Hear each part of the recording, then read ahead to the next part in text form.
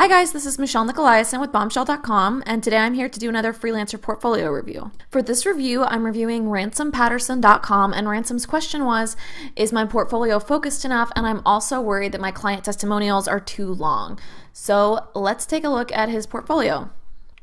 This is his site, and this is the front page. I feel like this is probably focused enough since it says online authors here and here. I do think that you could probably specify it a little bit more within there. So if you're focusing on online content, then it's okay that you're offering multiple services underneath that, right? Proofreading, editing, content writing, copywriting. If you're focusing for online authors, I feel like that's focused enough.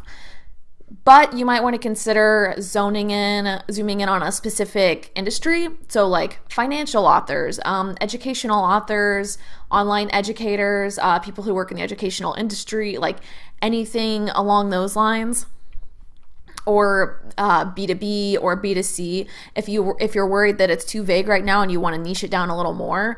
Other than that, I think that this is probably just fine.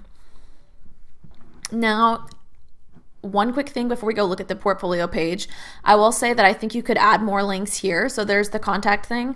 And this is, kind of a use your own best judgment because this is a very short page, obviously. And it's great that you have your face on the front page, by the way, because people, especially when they're dealing with freelancers, they like to feel like they're dealing with a person and not an agency. So good call on having your face on the front page. I like that it's a smiling photo that shows your personality. I like that.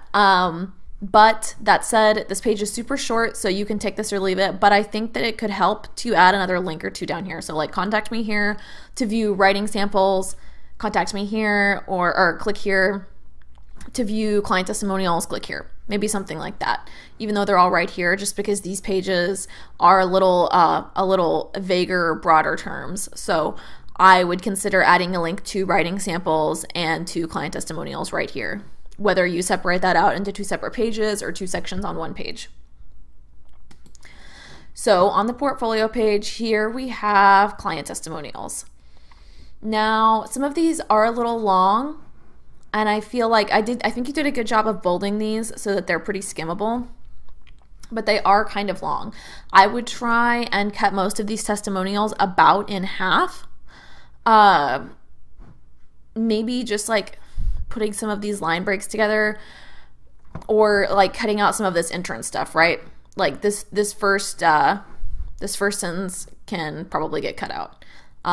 This first sentence can probably get cut out. Like the setting the stage type stuff can probably get cut out because people who are already interested in hiring you, like they typically know, okay, people hire a writer because they aren't good at writing or because they've got too much to do or whatever, So I would cut out sort of the setting the stage part of the client testimonials.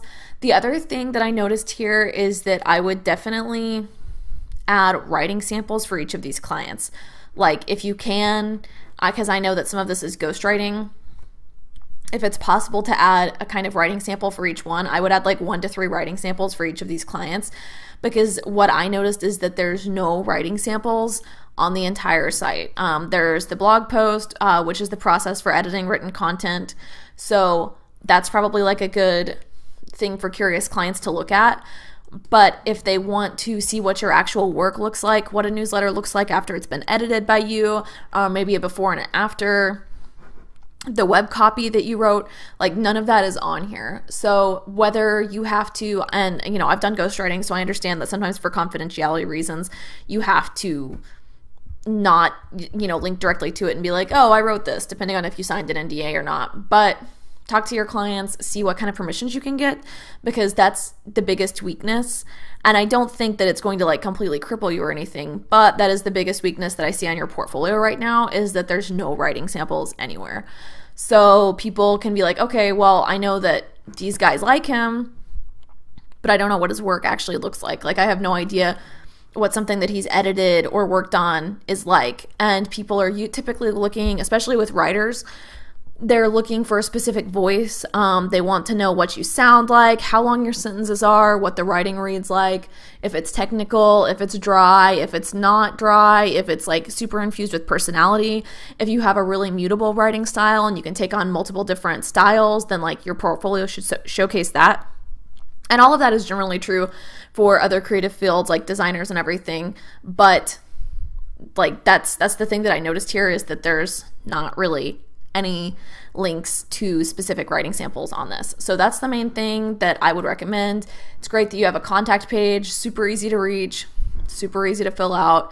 That's A+ on that. But yeah, so that's my main suggestion, is add writing samples that showcase the variety of things that you can do for people, and like, yeah, maybe try and trim these down a little bit. Other than that, I think you're good. Thanks for writing in. If you want to check out the notes, then you can hop on over to the blog. If you want to get your own portfolio review, you can do that at the blog too. Thanks for watching, guys. Have a great day.